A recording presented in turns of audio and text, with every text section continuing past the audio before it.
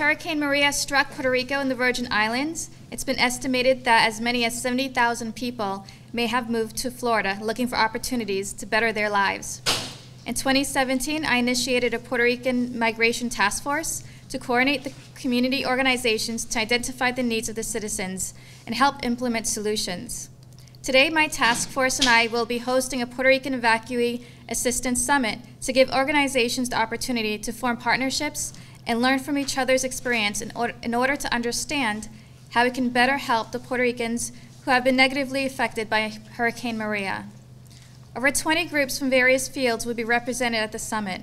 We're going to be discussing a wide range of topics, including meeting the healthcare, housing, food, and employment needs of evacuees.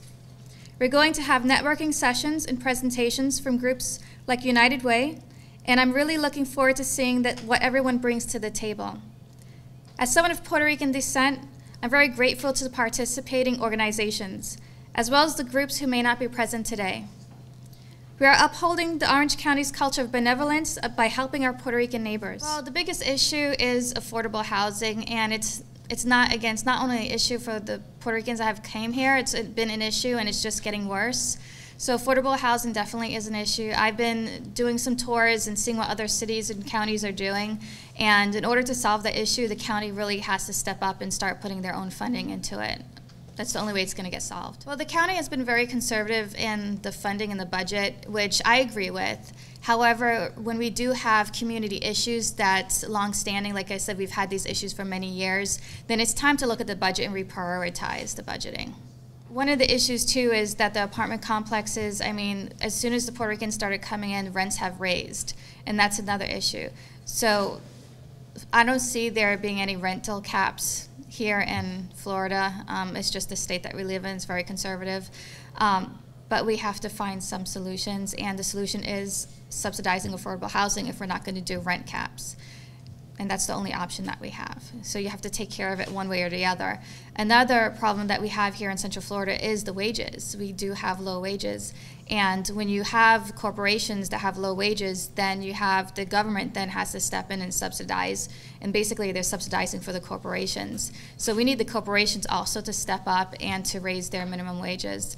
And I am optimistic because I went to the Florida Chamber Summit, and it looks like they are starting to step up and trying to get involved in helping people get themselves out of poverty. So I'm looking forward to see what they come up with. So the organizations, we're doing speed networking, which is talking one-on-one and getting to know each other and what each other's doing to help the Puerto Rican evacuees. Well, we have people coming from Puerto Rico who they don't speak the language, they have a different culture, they don't have a job, and so the challenges are helping them get assimilated into the work culture that we have here, because it is different, and finding a job and finding housing as well. I want them to come out of here understanding all the resources that are out there to help and working together in order to solve these problems and these concerns, and using each other and utilizing each other's resources. This is the first one that I participated with in the district and through Orange County, so it's a nice opportunity, I think, to bring us all together. There's been a few instances where we've all been together at the Recovery Assistance Center, but the Marks Center closed.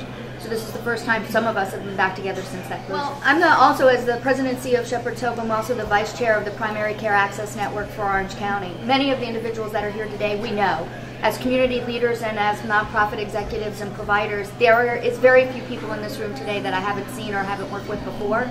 But what we're now coming back together to do is kind of reassess where we've been up until this point and what are some of the issues and urgencies that may have occurred now that they've been in place here for several months that are different than stabilizing and looking at emergency scenarios, which is, I think, what we were all doing at the time of the Assistance Center at the airport and even with the Marks Center. I've been helping the Puerto Rican evacuees since day one at the airport, and then we were also at the Marks Center.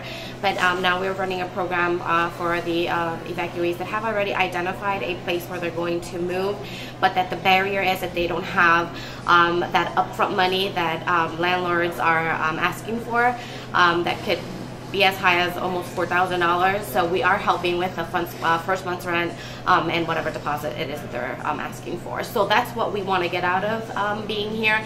It's spreading the word, letting other organizations know about the program, so that if they come across, any of the families that are in need, they can know about the program and maybe refer them to us. I mean, we foresee being able to help up to just to say a number, up to 200 families, but then it all depends on how much money they're asking. I mean, some families we've seen, they only need $1,500, but some others have been up to $4,000 to move in. How many have you helped so far? So far we've helped, since our program launched on March 29th, we've helped 26 families. A project that we do called Right Service at the Right Time. And it's an online clearinghouse that people can really, either first step or next step, get access to the information they need, whether it be housing or food stamps or any kind of social service. That's a Right Service at the Right Time is the name of it. If you Google it, or if you come into the library, we can show you all about that. Is there a Spanish version of that as well? Or? There is Spanish and Creole. Yeah, the ESOL has definitely been taken advantage of. We see more and more people coming in for that every day, no matter what level they're at. Some people have no English whatsoever, and some people have a moderate amount but just want to improve. And then additionally, we've seen attendance we offer career instruction, as well as partnering with the Career Source Central Florida at a lot of our locations, and technology instruction as well for people who don't just want help getting a job, but want to be able to offer more from the technology standpoint. Of course, all of this is free, some of which is not required to have a library card, but even people coming in who don't have that Florida State ID yet, or driver's license, they can sometimes still get a library card with a passport. We see it every single day, and there's sort of a timidity, and people aren't sure where to go, or even if they're sure if we can help. But what the nice thing about this summit here today, and what I'm hoping to get out of it, is being able to be better informed about the different services that are offered throughout the county, because we pride ourselves not only in being able to help people where they're at, but also getting them to the right place. And so we do see that tentativeness. We luckily do have quite a large number of our staff who are bilingual and can help people, again, wherever they're at, whatever they're hoping to get out of this.